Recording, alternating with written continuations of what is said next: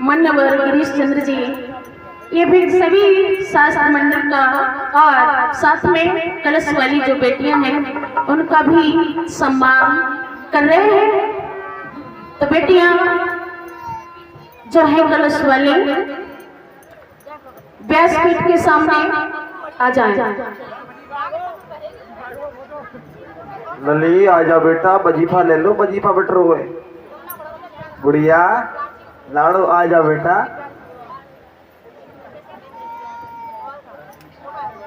श्री सुखदेव जी समझाने लगे, हे राजन परीक्षक, पवन रेखा वन की शोभा देख करके रथ से कूद पड़ी, जंगल में भागने लगी है भक्तों। दौड़ते हुए ये मैया पवन रेखा एक भयानक जंगल में पहुंच गई, जहां पर शेर चीते दहाड़ रहे थे। आगे बढ़ती चली गई। उस वन में एक राक्षस रहता था जिसका नाम दुर्मिलित था। ये राक्षस पल पल पर अपने वेश को बदलता था। जब मैया को अकेला देखा, राक्षस पहुंच गया। मैया उस वन में अकेली रह गई, सहेलियों का साथ छूट गया। चिल्लाने लगी है कि सखियों तुम कहाँ हो? मुझे डर लग रहा है। किसी की आवाज नहीं पहुंची तो ये दुर्मिलित सामने आ गया और अपनी प्रेम भरी भाषा से रानी को अपने जाल में फंसाने लगा।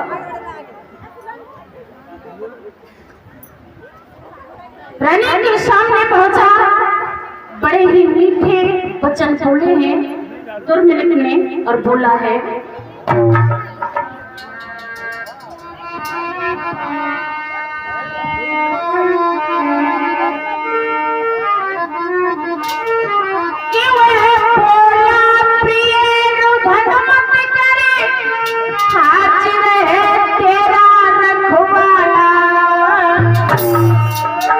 मेरे सामने तुझे देखे है कौन भला।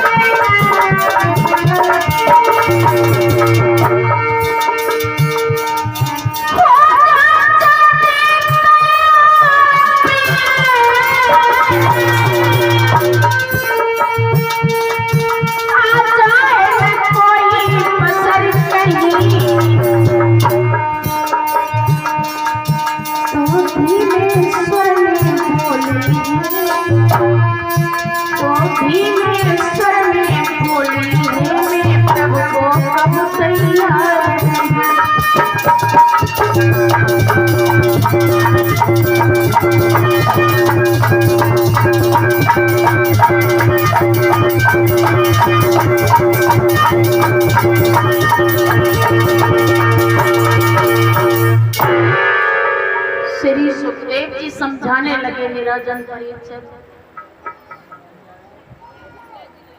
जैसे ही कहा, देवी तुम चिंता मत करो, तुम्हारी रक्षा करने वाला तुम्हारे सामने खड़ा है। इस पापी ने उग्रसेन का वेश धारण किया हुआ था। पवन रेखा नहीं समझ पाए कि ये मेरे पति है या कोई राक्षस है। आज दुर्भाग्य ने पवन रेखा के साथ धोखा कर दिया। जब असली रूप में दुर्मिलन आया, मैया पवन रेखा कहने लगी, अरे पापी तूने ये क्या कर दिया?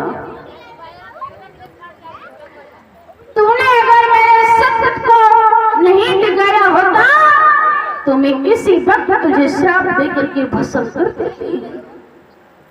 पापी तूने मेरे धर्म को डिगा दिया, मैं अपने स्वामी के सामने मुख कैसे दिखाऊंगा?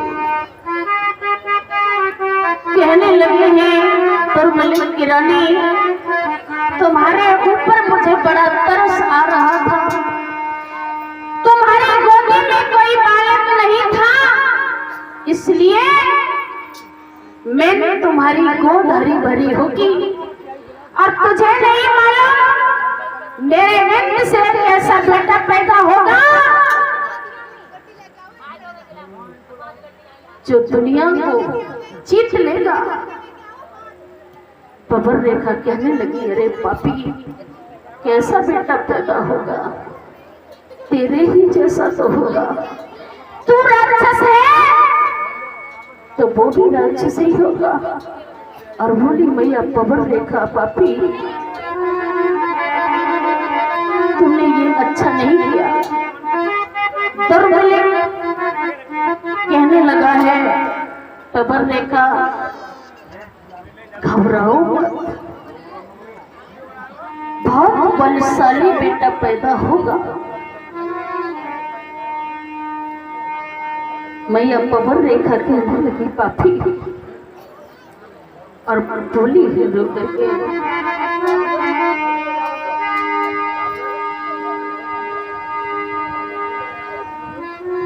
कि रेखा रोबे आंसू डारी, पापी तेने जुल्म गुजारा।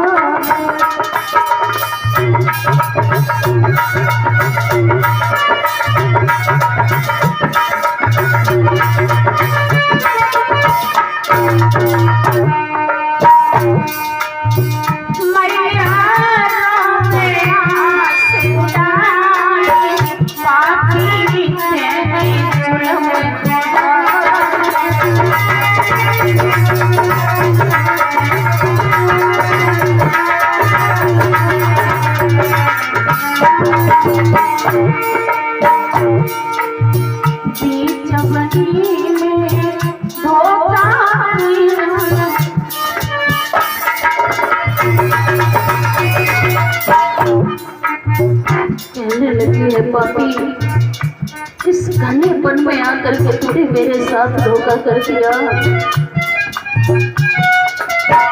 बीच बनी में धोखा देना, ओ पापी क्या ये करी दीना।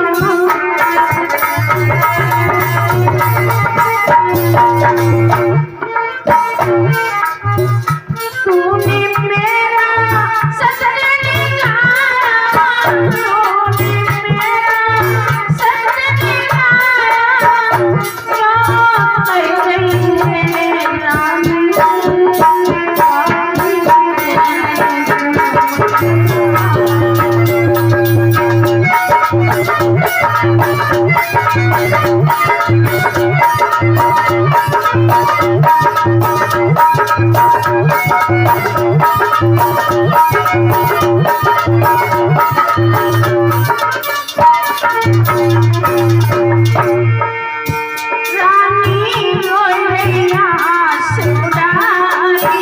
पापी तेने जुल्म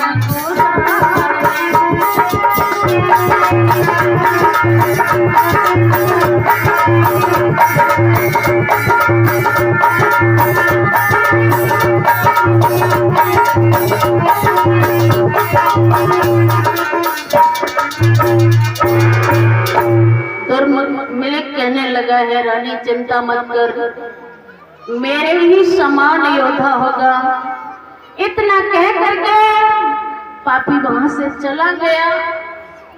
मैया पकड़ रेखा अपनी सहेलियों के पास पहुंची। सहेली कहने लगी है कि रानी तुम कहाँ चली गई थी और तुम्हारा ये हाल बेहाल किसने कर दिया?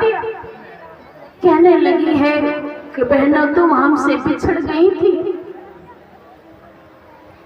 एक छोटा सा बंदर आया और उसने हमारे श्रृंगार को उजाड़ दिया। मैया पबर रेखा अपनी सहेलियों को साथ लेकर के मथुरा में आ गई। उसी दिन से माता पबर रेखा ने गर्भ धारण किया। समय व्यतीत होता गया। प्रसव का जब समय नजदीक आया है, चारों तरफ आंधी तूफान आने लगे। भक्तों, जब किसी पापी का जन्म होता है तो बड़े बड़े अपशगुन होते हैं, और किसी महापुरुष का जन्म होता है तो शुभ संकेत होते हैं। समय उपरांत मैया पबर रेखा ने एक बालक को जन्म दिया। उग्रसेन बड़े ही खुश हैं। ब्राह्मणों को बुलवा करके महाराज उग्रसेन ने नामकरण संस्कार कराया। तो विद्वानों ने उसका नाम कंस रखा था, क्योंकि वह तो दूसरे के अंश से पैदा था, इसलिए उसका नाम कंस पड़ा। और ये कंस पैदा होते ही उपद्रव मचाने लगा है। किस तरह से?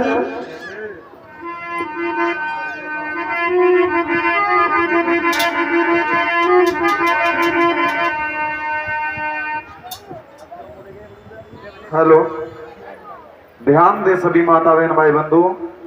ठीक 5 बजे भगवान योगी राज कृष्ण के जन्म का प्रदर्शन झांकी कलाकारों द्वारा किया जाएगा। जो भी माता बहन भाई बंधु अभी पंडाल में नहीं आए, सभी ग्रामवासी एवं जहाँ तक आवाज पहुंच रही हो, गांव ककराला को छोड़कर अन्य गांव तक पहुंच रही हो, तो वो भी सभी यज्ञशाला में एकादश देव मंदिर वैद्य जी धाम पर पधारने की कृपा करें और भगवान योगीराज श्री कृष्ण के बाल स्वरूप का प्रदर्शन अपने आंखों से देख करके अपने को धन्य बनाएं। बोलिए गोविंद भगवान की। श्री सुखदेव जी समझाने लगे हैं, राजन परीक्षा ये कंस जब बड़ा हुआ तो बड़े ही उपद्रव करने लगा। इधर बालाएं जब दूध बेचने के लिए आती थी तो उनके साथ अभद्रता करता था। एक दिन बालाएं जब दूध बेचने के लिए आई थी तो क्या किया है उस पापी ने उनके साथ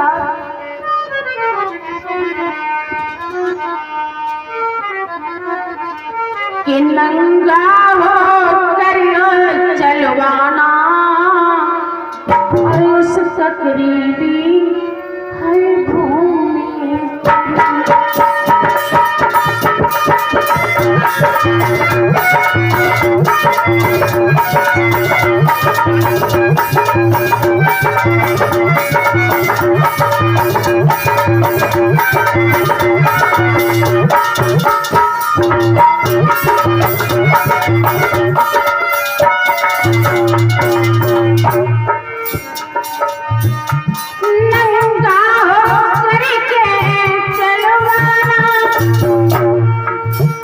उसे कटरीली है भूमि।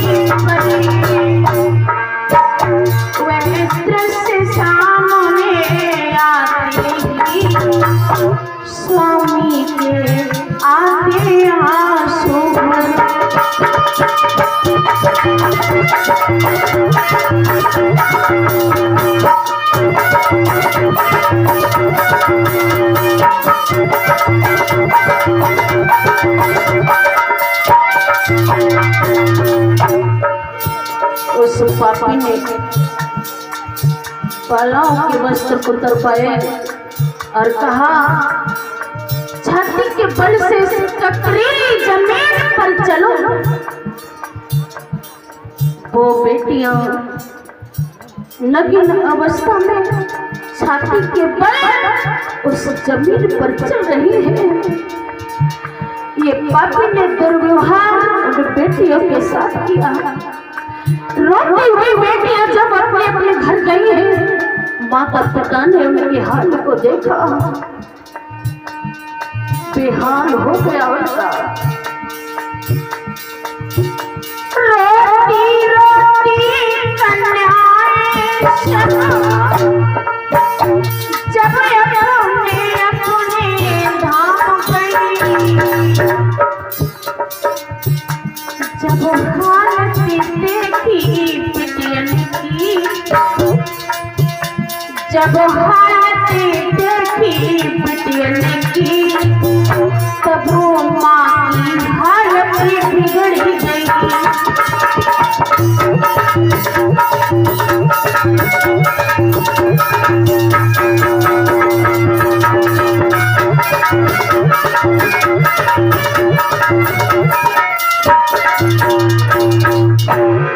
आज कंस ने जो व्यवहार उन गोपियों के साथ किया था, सो उन गोपियों ने अपने अपने घर जाकर के ये हाल बताया। घर वालों को जब मालूम हुआ, सभी यदुवंशी कंस की शिकायत लेकर के महाराज उग्रसेन की सभा में पहुंचे। कहने लगे, हे महाराज, हम आपका राज्य छोड़ करके जा रहे हैं। उग्रसेन कहने लगे हैं, क्या बात है, आप हमारा राज्य छोड़ करके क्यों जाना चाहते हो? कहने लगे हैं कि जिस राज्य का राजा अन्यायी हो, अत्याचारी हो, तो उस राज्य को छोड़ देना ही चाहिए। उग्रसेन कहने लगे हैं, आप कुछ बताओगे भी? कहने लगे कि आपके पुत्र कंस ने हमारी बेटियों के साथ अवैधता की है, नग्न करा करके हमारी बेटियों को ककरीली जमीन पर छाती के बल चलवाया है, इसलिए हम तुम्हारा राज्य छोड़ करके जा रहे हैं। ये शब्द जब सुने हैं यदुवंशियों के, उग्रसेन ने कहा है कि आप चिंता मत करो, मैं उस पापी को इसी वक्त बुलाऊंगा। कंस को बुलाया है महाराज उग्रसेन ने, कहा है, नादान, अगर बनी का राजा शेर बनी को उजाड़ देगा तो अपना सर कहां पर जाके छुपाएगा?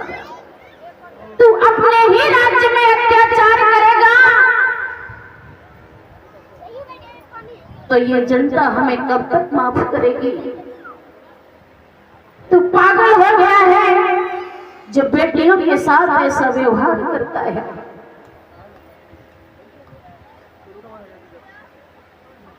कहने लगा है कंस कि पिताजी, आप बूढ़े हो गए हो और आपकी बुद्धि भी खराब हो गई है। अब पिताजी, आप राज्य करने लायक नहीं रहे हो, आप आराम करो, राज्य हम करेंगे। आगे बढ़ करके कंस ने अपने पिताजी को गद्दी से नीचे उतार लिया और उन्हें कारागार में डाल दिया। स्वयं मथुरा का राजा बनकर के बैठ गया। और भक्तों, राज्य का राजा जैसा होता है ना, उसके साथ वाले भी वैसे ही बन जाते हैं।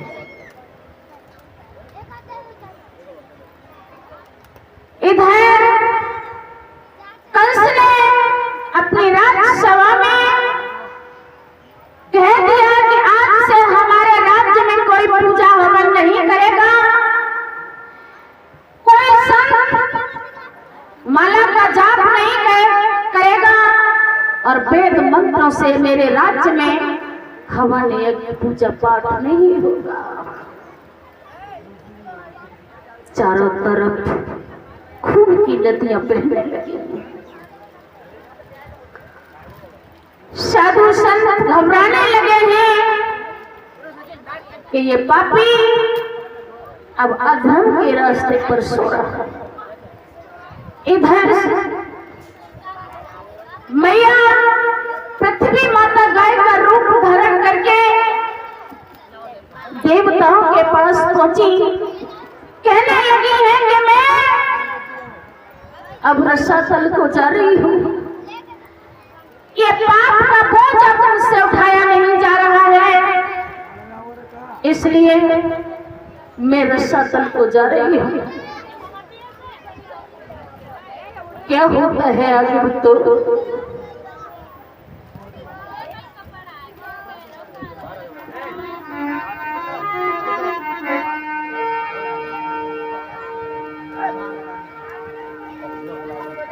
कि ये फूल है किसकी बगिया के, क्या माली शायद सोता है, उस लापरवाही के कारण और अत्याचार बाग में होता है।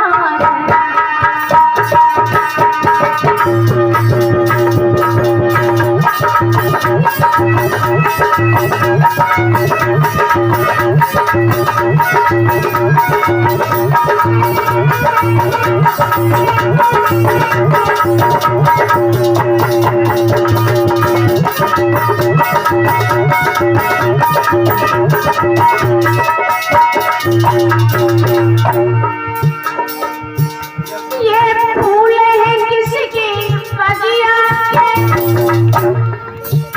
ये माली शायद सोता है, इस लापरवाही के कारण अन्याय होता है।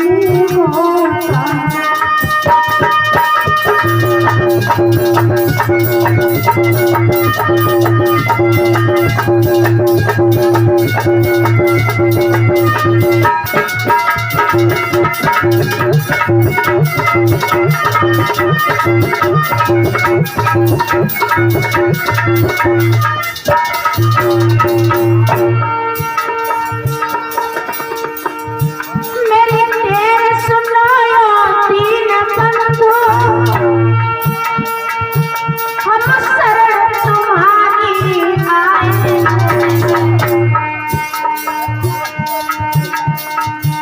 अब कंस ने बहुत सताए, फरियाद सुनाने आए।